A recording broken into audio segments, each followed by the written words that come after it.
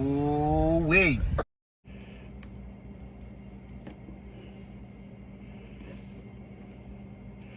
Yep. YouTube, Twitch, chat. What's that word? What's that word? How y'all coming? How y'all coming? Yes, sir. Let's ball. Love. Hey, about to get into another reaction. Today we're gonna be reacting to the lifestyle of the first cartel. The billionaire lifestyle of the first female cartel boss. A lot of y'all don't. A lot of people say Griselda. No, it was my girl Sandra. You hear me? Oh, my girl Sandra. What's Beltran, something like that. But Sandra. Oh, man, wait till y'all. Yeah. She was making them Billy. You hear me? Griselda was getting that bag too, but not on her level. You know what I'm saying? You know what I'm saying? Like, this is the queen of the Pacific. Like, yeah, she the queen of that. Yeah, getting them things through that ocean. You hear me? Or the Pacific. You hear me? Griselda was the godmother of cocaine. You hear me? But this was the queen of the Pacific. Well, right. Come on, y'all, tap in. Tap in. Come learn about Sandra. Tap in. She negotiated with Colombia's most dangerous cocaine suppliers while wearing Chanel. She coordinated multi-million-dollar shipments across the Pacific Ocean from luxury penthouses. She moved through elite social circles in Mexico City by day and managed international drug operations by night. And yet, in a world dominated by violent men, she became something they could never be. Invisible, untouchable, and absolutely essential. This is the story of Sandra Avila Beltran, the woman the world would... You hear me?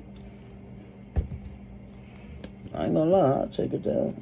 come to know as the Queen of the Pacific, the only woman to ever reach the upper echelons of Mexico's drug trade, the broker who connected Colombian cartels with Mexican distribution networks, the sophisticate who proved you didn't need an army to build an empire, you just needed access, intelligence, and the ability to navigate a world where one wrong move meant death. Born a lot. Y'all ever seen that that Netflix series called The Queen of the what is it, Queen of the South, something like that? A lot of people was thinking that was about Griselda. No, that was about this girl right here, Sandra. All right, it was a mix between her and I could say it was a little bit of Griselda in there, and the other girl that ran the CGG or something like that cartel, the other female cartel leader. It was a mix between them two, but it was mainly into cartel based on royalty, Sandra, for sure. raised in criminal luxury, and destined for power that most women in her world could never imagine. This is how she rose to control one of the most crucial positions in the international cocaine trade, and how the life of opulence she built came crashing down in a single moment. October 11th, 1960, Mexico City. While most girls born on this day would grow up dreaming of normal futures, careers, families, ordinary lives, Sandra Avila Beltran entered a world where normal didn't exist. She wasn't born into poverty that drove people toward crime. She wasn't born into desperation that made trafficking seem like the only option. She was born into something far more dangerous. She was born into cartel royalty. Her uncle was Miguel Angel Felix Gallardo, a name that should send chills down anyone's spine who knows Mexican drug trafficking history. Felix Gallardo wasn't just any trafficker. He was the godfather of the Guadalajara Cartel, the organization that essentially created the blueprint for modern Mexican drug trafficking. He was the architect who brought together fragmented You gotta think, gang, before it was Chapo cartel or the CG or all them joints, bro. It was the Guadalajara cartel, bro. You know what I'm saying? My dog Felix right there. And I think I think Pablo came after him. I think. I think Pablo was up and running while he was running. One or the other, you know what I'm saying? Between him and Pablo. Trafficking operations into There we one go. cohesive, powerful network that would eventually spawn the Sinaloa Cartel, the Tijuana Cartel, and the Juarez Cartel. This was Sandra's uncle. This was her family. From the moment she could understand language, Sandra was surrounded by a world. So they made up of one. Like, did they? Is you saying like they all got together? Like the Guadalajara, the Tijuana, and the Sinaloa, they all became one big net. If that's crazy. Most That's people a only see in crazy movies. three. Traffickers weren't distant criminals she read about in newspapers. They were family members at holiday dinners. Protection wasn't something you called the police for. It was provided by armed men who worked for her relatives. Money wasn't earned through traditional jobs. It flowed from operations that moved tons of marijuana and cocaine across borders. And most importantly, silence wasn't just a virtue in her family. It was survival. Imagine growing up in this environment. While other children in Mexico City were learning about their parents' office jobs or businesses, Sandra was absorbing the unspoken rules of a different She world learning the entirely. game. She learned which conversations happened behind closed doors. She learned which questions you never asked. She learned that wealth could appear from nowhere and men could disappear. That's what I'm trying to say, bro. Man, on different sides of the world, bro, people grow up very different, bro. Like, you might have grew up in the hood and, grew up doing hood stuff, but you got people that's born into the cartel where they walk around with AK-47s and guns bigger than them at the age of 9. They learn how to use a rifle type, you know what I'm saying? Like, they getting toward code of silence and all types of stuff, bro. Like, it's crazy the way, you know what I'm saying? Like, it's crazy. We Just all as quickly. fucked up. But here's what made Sandra different from the children of other cartel figures, particularly the boys, who would grow up to become the violent enforcers and plaza bosses we know today. She was paying attention to the logistics, not the violence. She wasn't interested in being a sicario or a plaza boss.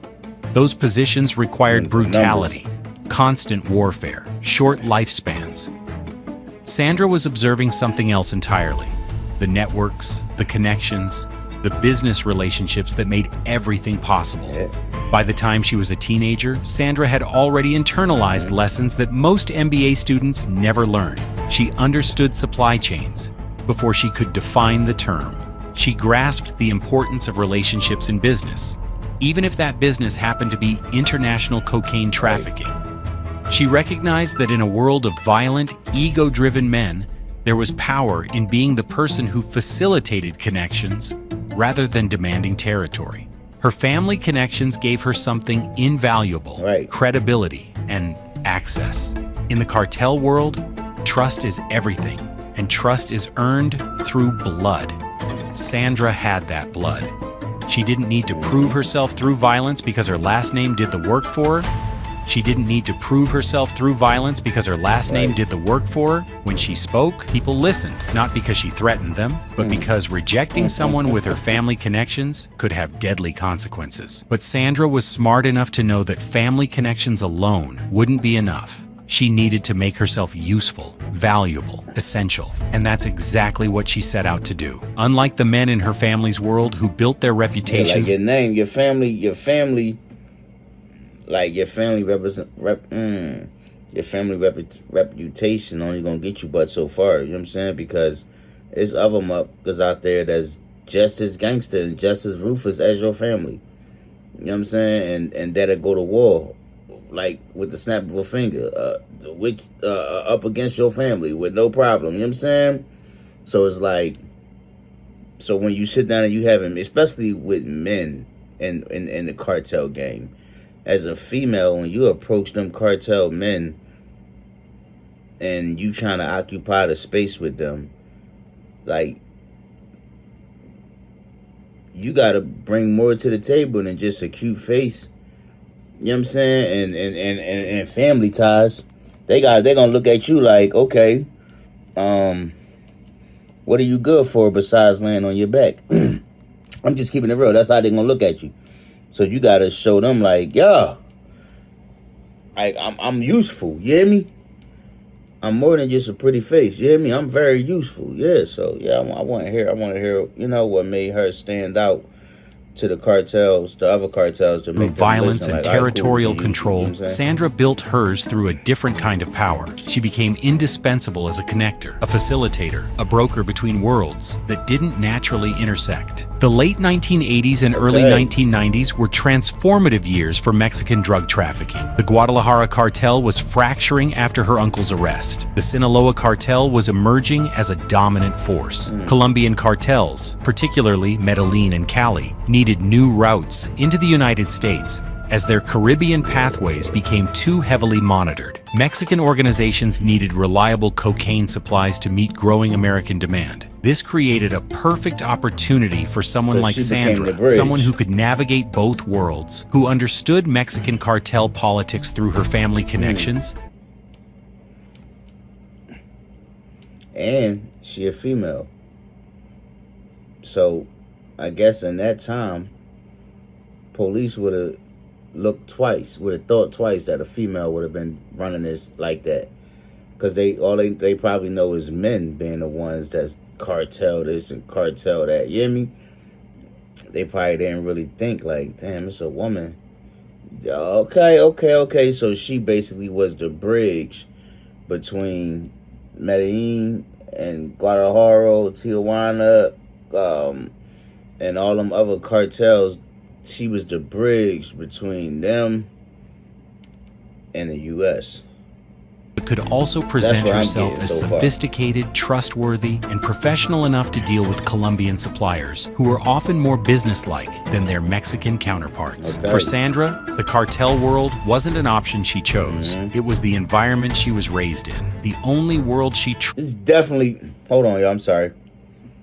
There's definitely a difference between a cartel, a Mexican cartel, and a Colombian. It's like night and day, bro. Night and day. Like, Colombians, they ruthless too. They get with you if they got to, but they'll rather get business, you know what I'm saying, and figure out a solution before it get to where it need to get to. You know what I'm saying? Like, they'll rather, they don't like to mess up that money. The Mexican cartel do not give a flying F. You hear me? They come chop your head off in your sleep. You know what I'm saying? For 50 brands. truly knew, and the place where her particular skills could make her wealthy and powerful beyond most people's imagination. Here's where Sandra's story becomes unlike any other woman's story in cartel history, and unlike most men's stories too. She didn't enter the drug trade through violence. She didn't build a reputation by eliminating rivals or controlling territory. She did something far more sophisticated and ultimately more powerful. She became the person who made deals happen between people who couldn't afford to trust anyone. In the male-dominated world of drug trafficking, most positions were filled through violence, loyalty proven through bloodshed, and power maintained through fear. Sandra operated in a completely different space. She wasn't a shooter or an enforcer. She didn't command sicarios or control plazas. What she commanded was something potentially more valuable. She commanded access. Her role evolved into coordinating large-scale cocaine shipments between Colombian producers and Mexican distributors. But to understand how sophisticated this actually was, you need to understand the complexity of international cocaine trafficking in the 1990s and early 2000s. Colombian cartels controlled the production. They had the coca fields, the processing labs, the chemists, and the initial product. But they needed pathways into the United States, which consumed the vast majority of their product. Mexican cartels controlled those pathways. They had the border infrastructure, the corruption networks, the distribution systems within the United States. The problem was trust. Colombian traffickers had been burned by Mexican partners who took shipments and never... Shorty was that trust. So, it's like I said, she was that bridge between two different groups. You know what I'm saying? The Colombians didn't trust these motherfuckers over here. Or these motherfuckers didn't trust them. So she became that middle common ground in between both. The broker. Hey, you tell me what it is you want me to da-da-da-da. I'm going to take it to them. Negotiate it da-da-da-da-da. I'm going to come back to you with the solution. Everybody eats, everybody gets money, everybody's happy. We go on about our day. Voila. Okay. So she became like an Air Max card to these motherfuckers. You hear me? You know? A club for the elite. You know what I mean? Paid. Mexican traffickers had been burned by Colombians who provided low-quality product or shorted shipments. Everyone was paranoid, everyone was armed, and everyone knew that business disputes in this world got settled with bullets, not lawyers. This is where Sandra became invaluable.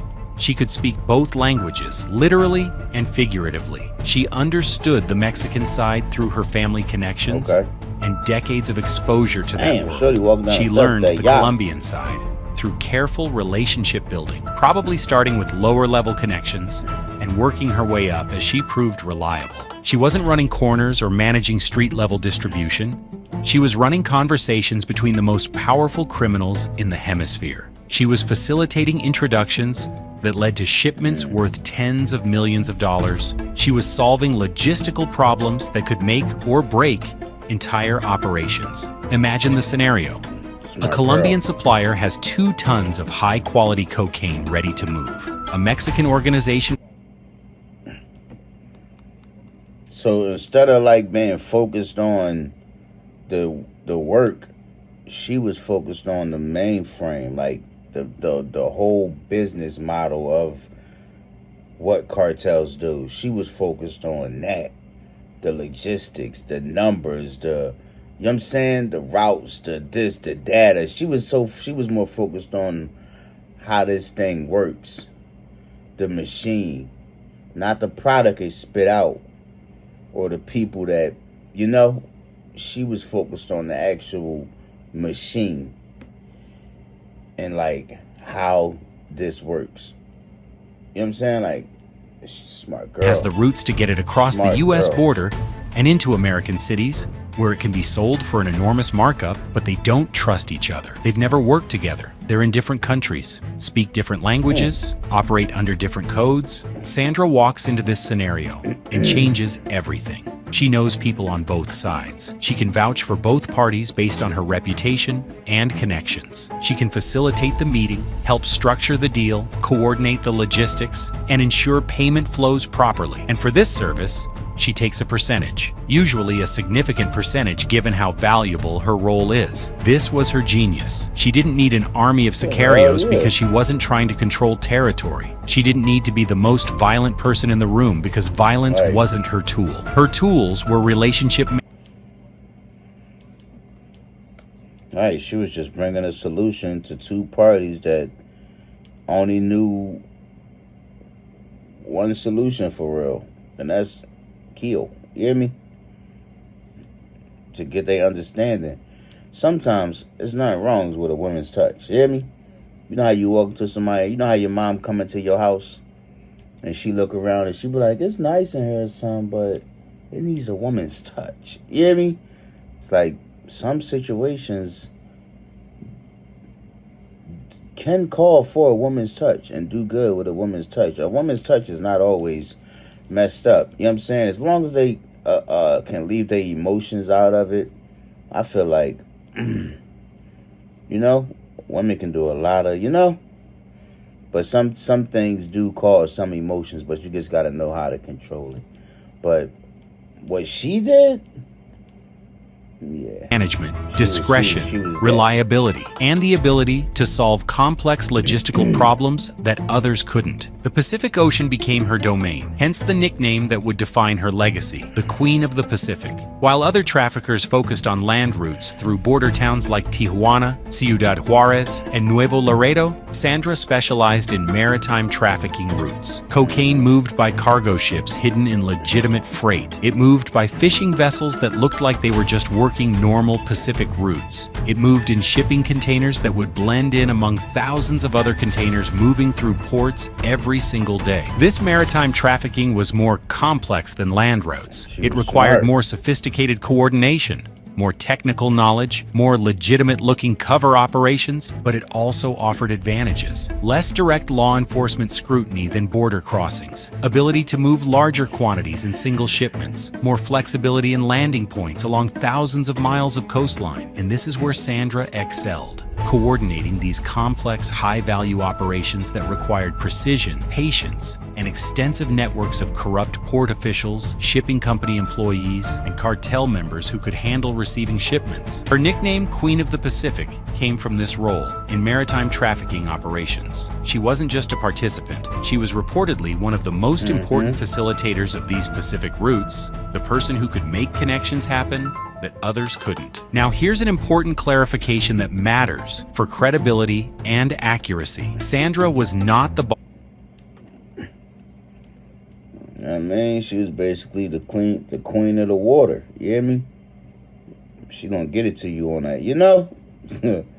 Yeah, straight off the boss boat. of the Sinaloa cartel. She was not running the entire operation or making strategic decisions about cartel policy. The media sometimes portrayed her as having more direct control than evidence suggests she actually had. What she was, based on available evidence from her case and law enforcement investigations, was an independent high-level broker. She worked with top figures in various organizations, likely including people connected to what became the Sinaloa cartel, but she wasn't under their command structure. She was a valued contractor, an essential facilitator, someone they worked with rather than someone who worked for them. This distinction matters because it explains both her power and her survival. She didn't have the target on her back that comes with being a cartel leader. She didn't have rivals trying to kill her to take her position, because her position wasn't about controlling territory, it was about relationships and trust, things that can't be taken through violence. Sandra didn't control armies, she controlled access. That's why, like, when you get into business, it's all about the relationships, gang. It ain't always about the money, gang. I would take relationships over money any day. You feel what I'm saying? Because as long as I got a good relationship with these millionaires and billionaires and thousandaires and non-profits, and as long as I got a relationship with these people, you will forever be rich. We're all right. We're all right. Because if you got a good relationship with those people and you took care of them people going to take care of you, and they ain't going to never see you effed up or down on your luck. I promise you that. Value them relationships, but only if those relationships value you just as much as you value them. All relationships is not good relationships. Just like all money ain't good money, all relationships ain't good relationships. I don't give a fuck who they is, what they do, or how much money they got, or how many connections it is. If that motherfucker heart ain't in the right place, brain ain't in the right place, energy ain't in the right place, then you ain't in the right place. Get the fuck on. And in the drug trafficking world, controlling access to reliable suppliers, trustworthy transportation networks, and discrete payment systems can be just as valuable as controlling armed men. Her operations were sophisticated. Law enforcement would later describe her involvement in shipments. Real quick, one more thing. Because at the end of the day, relationship or not, we all being used in some type of way. But it's about how you use me and how useful I am. And it's about how you using me and how useful I am to you. And how useful they are to you and how you using them. That's just the worth game. Hundreds of millions of dollars. She allegedly helped coordinate deliveries that brought tons of cocaine into Mexico for distribution northward into the United States. And she did all of this while maintaining a public persona that was completely at odds with her secret life. This wasn't some street-level dealer trying to act rich. This was a woman actually living at the highest levels of society, funded by profits from one of the most lucrative illegal enterprises in human history.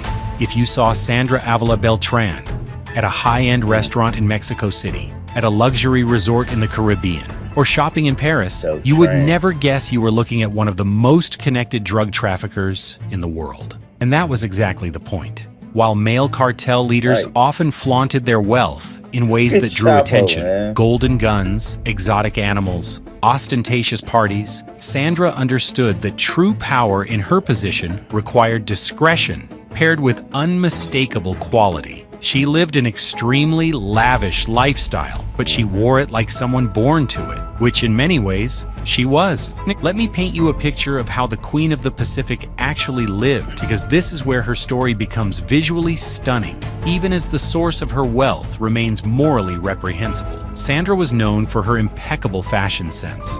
We're not talking about flashy, logo-covered designer pieces that scream for attention. We're talking about haute couture, custom-tailored clothing from the world's most exclusive fashion houses, Chanel suits that fit her perfectly, Hermes bags that cost more than most people make in a year, jewelry from Cartier and other elite brands, pieces that were elegant rather than gaudy. Her appearance was always flawless, hair perfectly styled, makeup applied with expert precision, an aura of wealth and refinement that seemed effortless, but was actually carefully curated. She looked like old money, like someone who'd always had access to the finest things in life. And in a way, that was true. She had grown up around wealth, generated by her family's involvement in trafficking. She knew how the truly wealthy dressed, how they moved, how they carried themselves. She wasn't trying to look rich. She was rich, and she knew exactly how to present that fact. She traveled frequently, and not on commercial airlines when she could avoid it.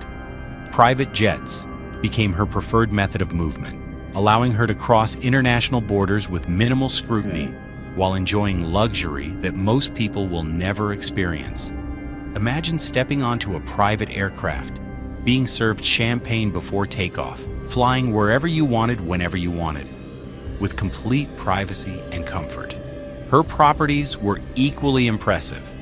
While exact details of her real estate holdings are difficult to verify, she was smart enough to use shell companies and front names to hide ownership. Reports suggest she maintained luxury residences in multiple locations across Mexico. These weren't just nice houses. We're talking about properties in elite neighborhoods, penthouses with ocean views, homes with extensive security systems, pools, and amenities that represented pure indulgence. She drove expensive vehicles, or more accurately, was driven in them. High-end cars that matched her sophisticated image, again chosen for quality and discretion rather than flash. A luxury Mercedes or BMW rather than a gold-plated Ferrari, if you understand the distinction. Her social circles included Mexico's elite. This is one of the most fascinating aspects of her story. She managed to exist in legitimate high society while simultaneously running international drug operations. She attended exclusive events, maintained relationships with people from business and social elite circles, presented herself as a successful businesswoman. And technically, she was a businesswoman, just not in any legitimate sense.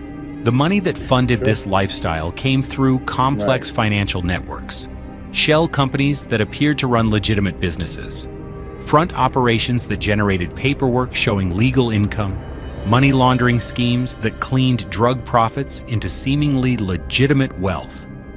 Millions of dollars flowing through these systems, allowing her to live like royalty, while the source of her money remained obscured. But here's what separated Sandra from the stereotypical image of drug dealers. She wasn't flashy on the streets. She wasn't posting photos with guns and stacks of cash on social media. Though social media wasn't the factor in the 1990s that it is today. She wasn't making public spectacles that would draw law enforcement attention. She was untouchable behind closed doors, living a life of incredible luxury that was visible to those in her social circle, but didn't create the kind of public profile that would make her an obvious target for investigation. The Queen of the Pacific understood that the best way to enjoy drug profits was to spend them in ways that looked legitimate, mixing with people who would never suspect her real source of income. Her lifestyle also included constant security, though again, more discreet than the armies of bodyguards that male cartel leaders often employed. She likely had people whose job was to ensure her safety, to monitor potential threats, to provide early warning if law enforcement or rivals started getting too close. But this security would have been subtle, professional, not the obvious armed guards that draw attention. The contradiction of Sandra's life was stunning when you really think about it. By day, she was a sophisticated woman of means, indistinguishable from other wealthy women in Mexico City's elite circles. By night, or more accurately, in her secret business life that ran parallel to her public persona, she was facilitating cocaine shipments that would fuel America's drug epidemic, destroy lives, and generate violence across multiple countries. She compartmentalized these two realities in ways that most people couldn't imagine, negotiating a multi-million-dollar cocaine deal in the morning, then attending a charity gala that evening, coordinating with Colombian suppliers about shipment logistics, then shopping for designer clothes as if she didn't have a care in the world. This wasn't just about enjoying luxury, it was strategic. The more legitimate she appeared, the more she could operate in plain sight. The more she fit into high society, the less likely authorities were to suspect her of being deeply involved in international drug trafficking. Her sophistication was both genuine and a form of camouflage. But as with all things in the drug trafficking world, this life of luxury came with an expiration date. Because no matter how sophisticated your operation, no matter how careful your security, no matter how well you blend into legitimate society, eventually, law enforcement catches up, or your partner's mistakes expose you, or someone close to you becomes the weak link that brings everything down.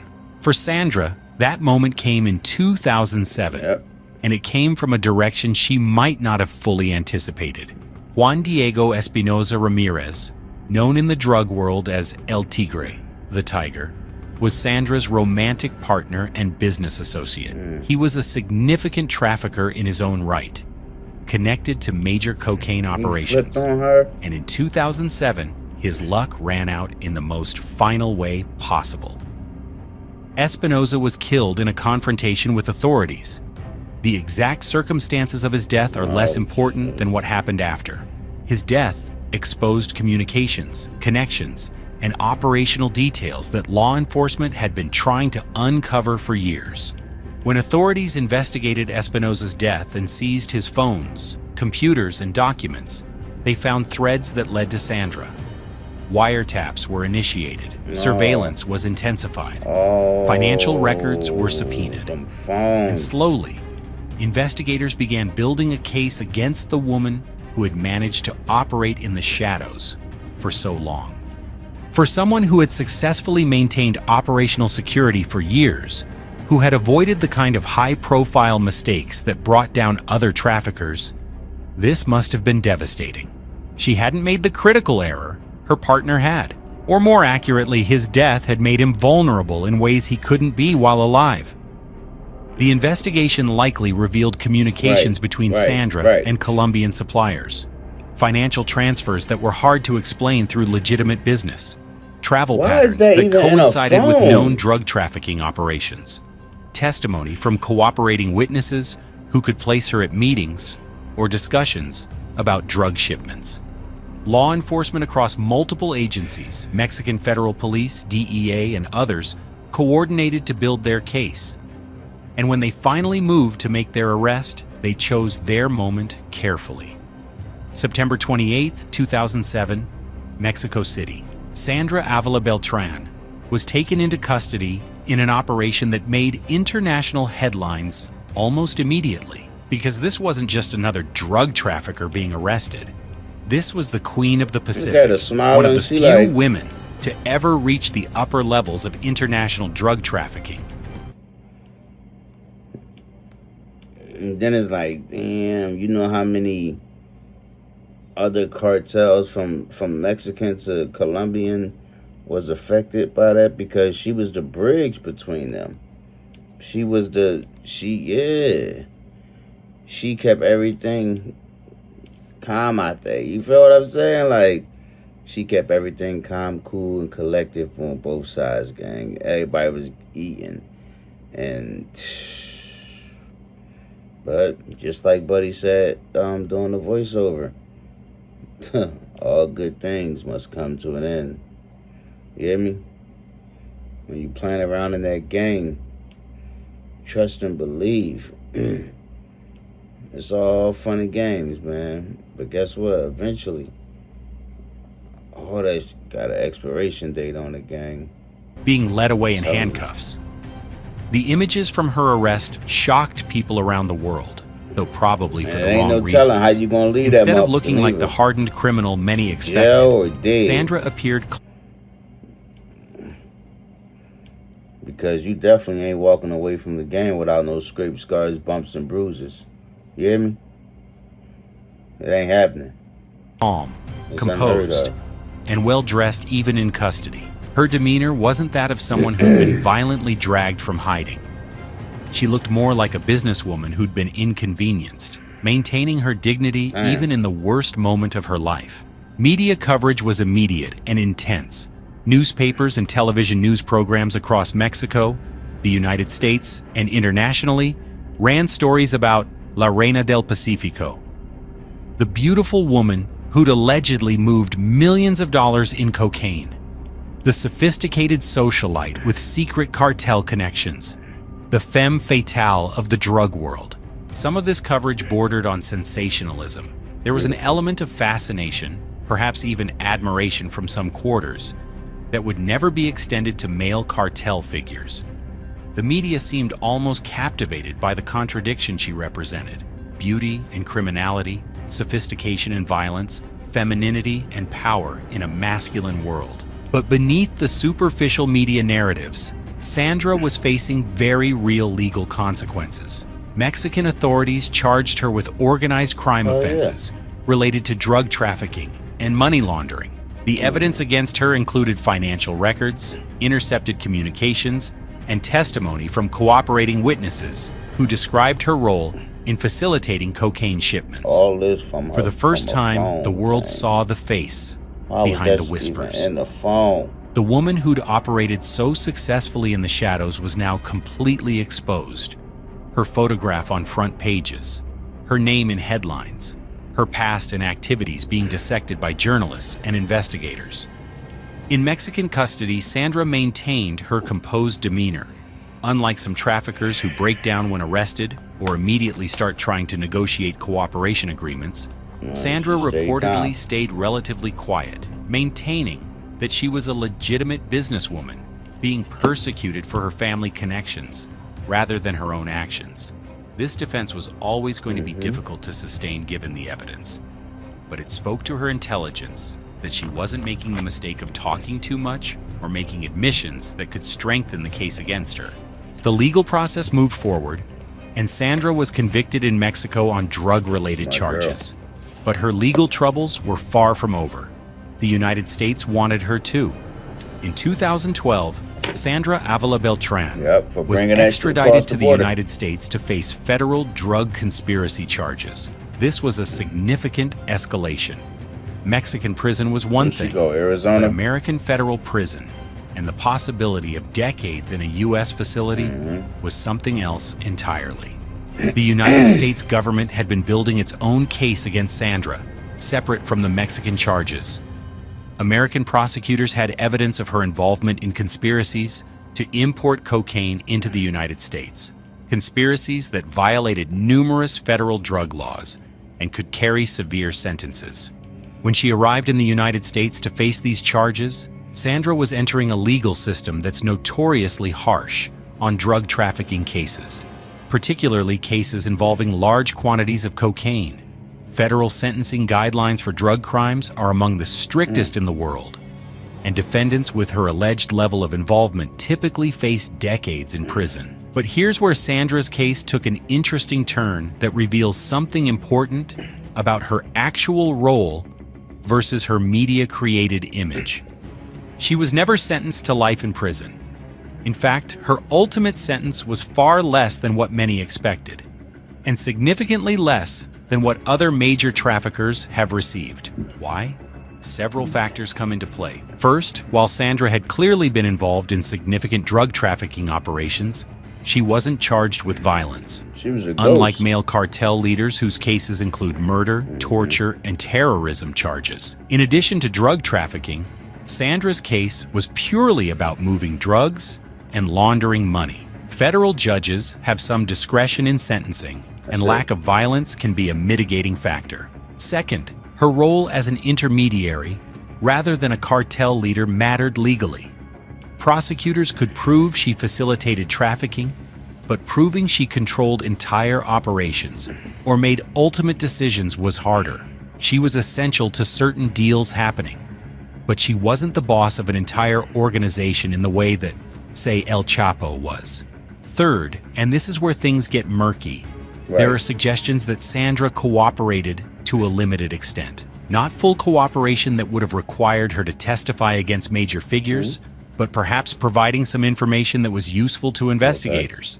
This kind of limited cooperation can result in sentence reductions without the defendant becoming a full cooperating witness. The exact details of her cooperation, if any occurred, remain unclear. But what we know for certain is that her sentence was ultimately far less than the life imprisonment that seemed possible when she was first extradited. She served time in federal custody, years of her life spent in American prisons, a dramatic fall from the luxury lifestyle she'd once enjoyed. But eventually, she completed her sentence, and the legal process that had defined years of her life came to an end. Unlike most major cartel figures, Sandra Beltran didn't die violently in a shootout with rivals or authorities. She didn't receive a life sentence that would see her die in prison. She survived the legal. Sandra Beltran was released from custody and returned to civilian life. This alone makes her story unusual in the world of high-level drug trafficking. Most people who reach her level of involvement end up dead or permanently imprisoned. She managed to survive both fates, but survival came at a cost. The life of luxury she once enjoyed is gone. The sophisticated social circles she once moved through are closed to her. The power and influence she once wielded have evaporated. She's no longer the queen of the Pacific. She's a former trafficker trying to exist in a world that has moved on without her. There are no confirmed reports of Sandra returning to drug trafficking after her release. At her age, with her legal history, and with the intense scrutiny she would face from law enforcement in any jurisdiction, a return to that life would be extraordinarily risky. It would almost certainly lead to rearrest and much harsher. I mean, you gotta think about it, right? She was a ghost. You know what I'm saying? She wasn't going on them shipment runs herself personally, or touching the product personally, or none of that. You feel what I'm saying? The only reason she got caught was because of her boyfriend's phone when he died, and they looked in that phone. If that was never in that phone, I ain't gonna lie, I don't know when they would have caught her, yo. Like, so even if she was to get back in the game, I don't think y'all motherfuckers will know, because she was good at it the first time. She was a ghost out here. You know what I mean? She was puppet master, you hear me? Pulling strings, you hear me? So, yeah. I'm just keeping it real, gang. I'm keeping it real. You know what I'm saying? I'm not condoning getting in the streets and becoming all that. I'm not condoning it. I'm just saying. Only reason she got caught was because of that phone. Consequences given her prior convictions. Instead, Sandra has largely disappeared from public view. She avoids media interviews and public appearances. There are no social media accounts broadcasting her current life. No magazine profiles or documentary participation. She is a... Look, just like it was before when she was in the game being the broker. She wasn't on social media. She was everything they just named. She was doing the same thing. So who knows? Maybe she eventually vanished into quiet civilian existence. This disappearance is strategic. Any public profile would bring renewed attention from law enforcement, from journalists, from people in the drug world who might have grudges or scores to settle. Hell yeah. Staying out of the spotlight is her best chance at living peacefully. But one has to wonder, what does life look like for someone like Sandra now? How do you go from facilitating multi-million-dollar cocaine deals to civilian obscurity? How do you process the years lost to prison, the lifestyle lost to conviction, the power that evaporated the moment handcuffs closed? I ain't gonna lie, as smart as she was, she still had some of that paper when she got out, gang, and properties. I'm trying to tell you, gang, you feel me? She was smart. So if I'm just saying, from my opinion, I think she still had some of that paper and properties.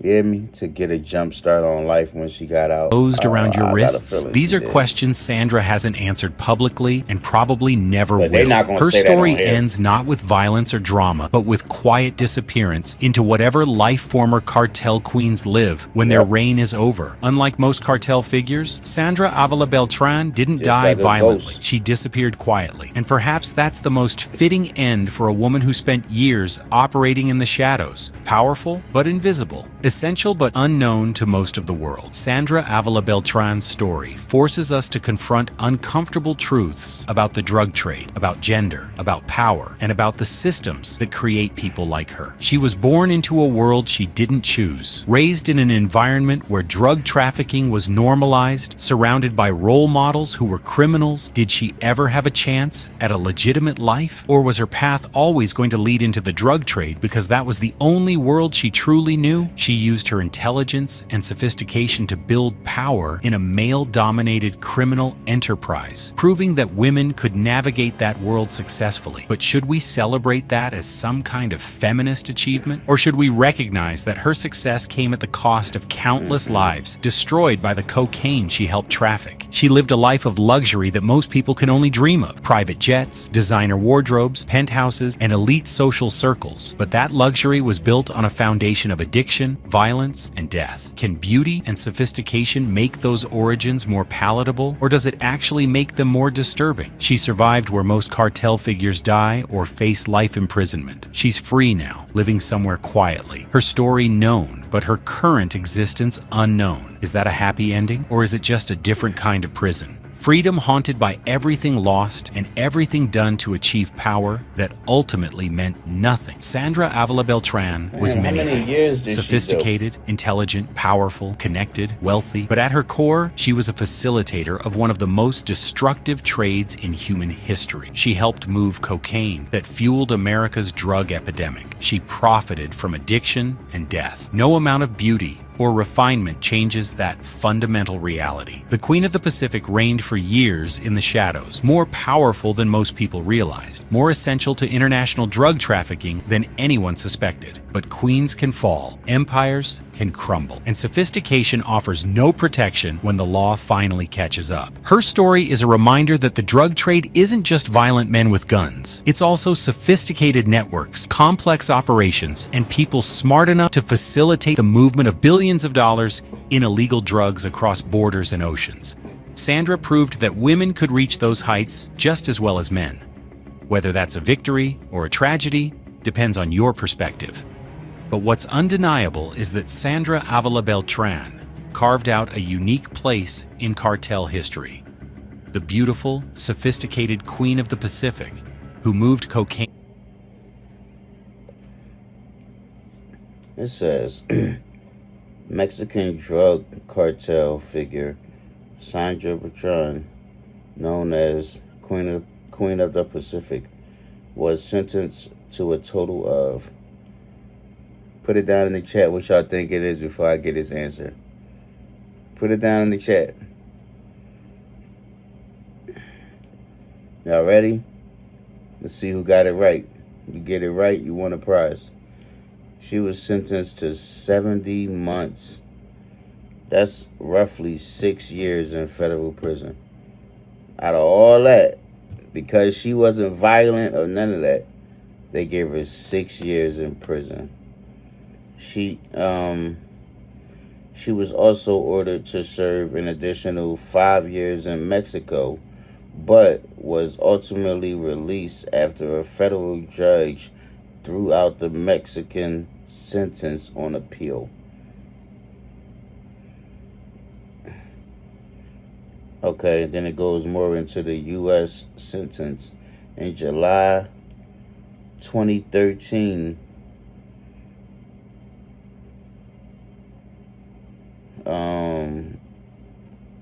Sandra Beltran pleaded guilty in a Miami federal court to being an accessory after the fact to drug trafficking because she was given credit for the time she had already served since her 2007 arrest in Mexico. She was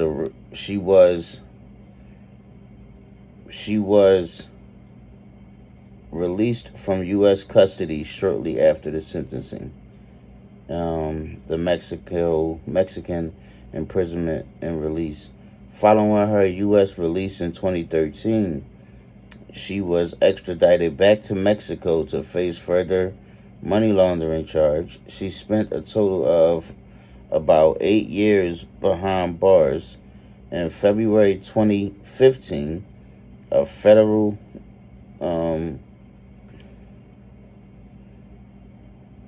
tribunal in Jalisco cleared her of the remaining proceed charges and ordered her immediate release from the prison.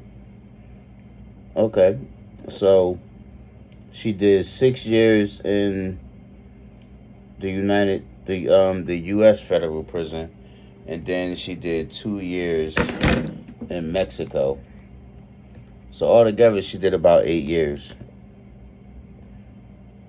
for with the same ease that she moved through elite social circles, who negotiated with killers while wearing designer clothes, who built an empire of access in a world of violence. She's free now somewhere, living whatever life former queens live. And the Pacific Ocean still carries ships across its waters, just as it did when Sandra was coordinating cocaine shipments from Colombia to Mexico. The trade continues. The violence continues. The addiction continues. But the Queen? The Queen has disappeared into the quiet obscurity of civilian life. Her reign over, her legend secure, her current existence a mystery she'll likely never reveal.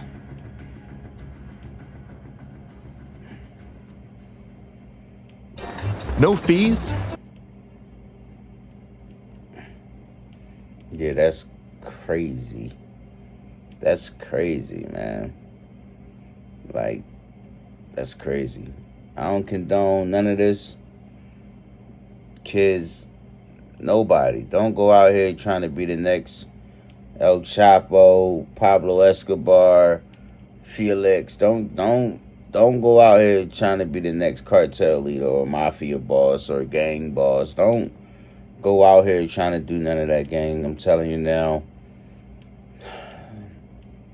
Everybody in the game got their expiration date. Real rap. And you ain't gonna escape the game without no bump, scars, scrapes, or bruises, gang. Real rap. You know, in most instances, it's only 2 ways out the game. In jail or pushing up daisies, gang. Most people don't really get out like that.